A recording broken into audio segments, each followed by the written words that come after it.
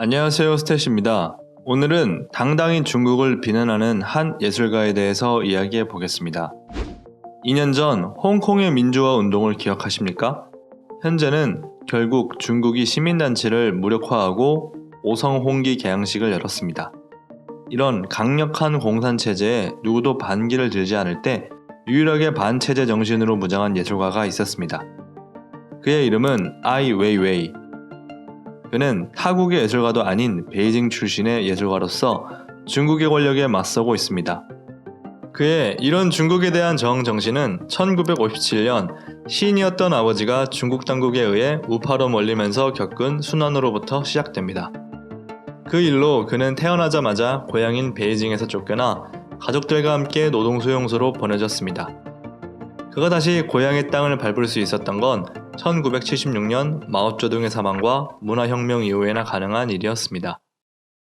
억압으로 가득한 자국의 한계를 느낀 그는 1981년 미국으로 유학을 떠났다가 1989년 있었던 천안문 시위와 그 처참했던 끝을 지켜보고 1993년 다시 중국으로 돌아왔습니다. 개인의 자유로운 표현이 국가에 의해 극도로 제재받던 시절 그는 당당히 천안문 앞에서 가운데 손가락을 세워놓고 사진을 찍은 작품 원근법 연구 천안문 광장을 제작했습니다.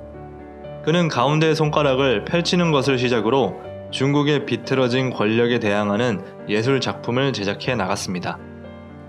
속박된 표현의 자유를 인터넷을 이용해 해방하려고 시도하거나 대량 생산 체제와 저가 전략에 제대로 된 보호 없이 위험에 노출되어 있다가 쓰촨 지진 당시 사망한 어린 노동자들의 명단을 국가를 대신해 자신의 블로그에 기록하기도 했습니다. 하지만 그럴 때면 언제나 그에게 돌아온 건 국가 권력을 이용한 탄압과 억압이었습니다. 그의 블로그는 폐쇄되었고 그의 작업실 주변엔 감시 카메라와 미행이 붙기 시작했습니다. 경찰은 그를 구금하고 폭력을 휘둘렀으나 그럴 때면 그는 언제나 예술가다운 방법으로 저항해 나갔습니다. 경찰에게 맞아 머리가 깨졌을 때는 사진으로 남겨 트위터에 올렸고 81일간 국가에 납치되었다가 풀려났을 땐 실종이라 쓰여진 자신의 사진이 프린트된 티셔츠를 입고 돌아다니기도 했습니다.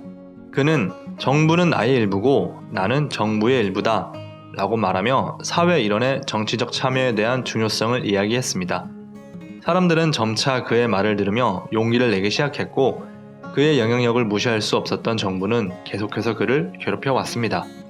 그에게 230만 달러라는 벌금을 매겼을 때는 시민들의 그의 작업실 담벼락 너머에서 지폐로 접은 종이 비행기를 날려보내기도 했습니다. 그것은 그가 의도치 않게 완성한 시민들과 함께 국가에 대항하는 합작 예술작품이기도 했습니다.